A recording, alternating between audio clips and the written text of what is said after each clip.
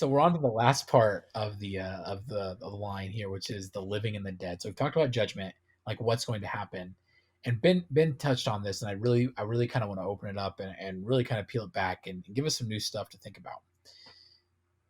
This is the defeat of death in a very real way. Mhm. This is when we say death has no power.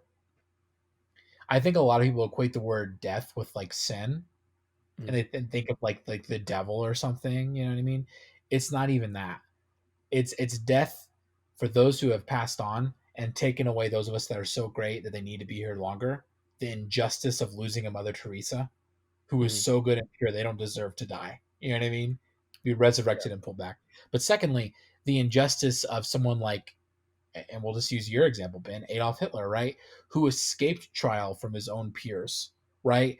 How many millions of lives were hurt by him that didn't at least get the small piece of, and I'll say justice, but even then it just feels like it cuts it short compared to Mhm. the pain that was caused, right? Of Yeah. watching him be tried, you know what I mean, and Mhm. sentenced. They didn't get to experience anything like that.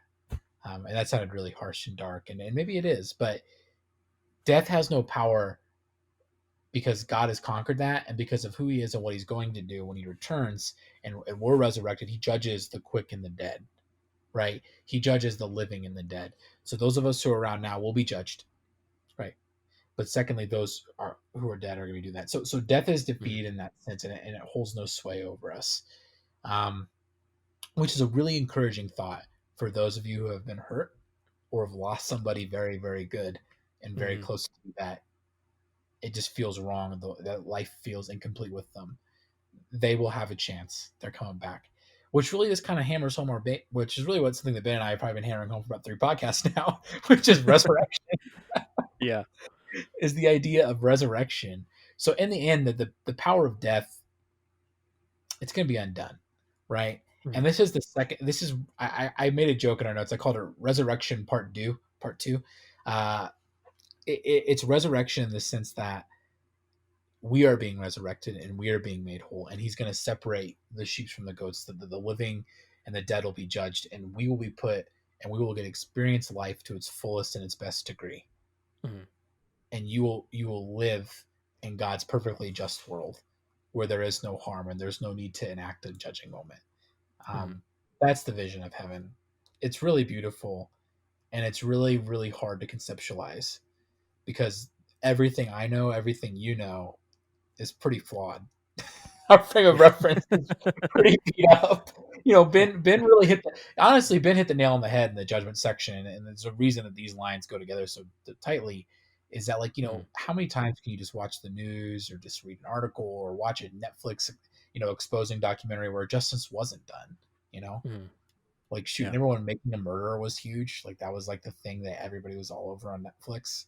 Everybody's like, Oh yeah. man, the police in Wisconsin are corrupt, or even more recently, what was the other documentary they did? It was about the people in Boston that did the drugs that were doing. Oh yeah. Yeah, that was pretty crazy Mhm. too. And I use those as examples that are kind of silly, but it, the point is like we don't have a way to really understand what this is going to look like, Mhm. but it's something that we can hope for and eagerly anticipate that'll be beyond our dreams. But it's also not that vision that we've been critiquing the whole time of us sitting in heaven with some robes and wings and a halo singing, because that would be miserable for me. I don't know about you, but I would Yeah. not enjoy that. No. Yeah. But you brought up something that I never thought of before. I don't know if you intended this. I don't think you did. Because when you joke, this is resurrection um part two. Um you you kind of mentioned it because we already talked about resurrection once. And so here we're just sort of mentioning it again. So it's like resurrection We part talk two. about Jesus' But also, resurrection. yeah, but it's also not just the resurrection of our own bodies. It's not just the resurrection of those who have passed. It's almost like the resurrection of community. It's like the Ooh, resurrection of our relationships. that's a really good Because way to understand. because you really do feel that loss. Like I've lost loved ones and it sucks because you don't get to continue your relationship with them You feel like you've missed out on so much. There's always more you could do. There's always more time you could spend with them.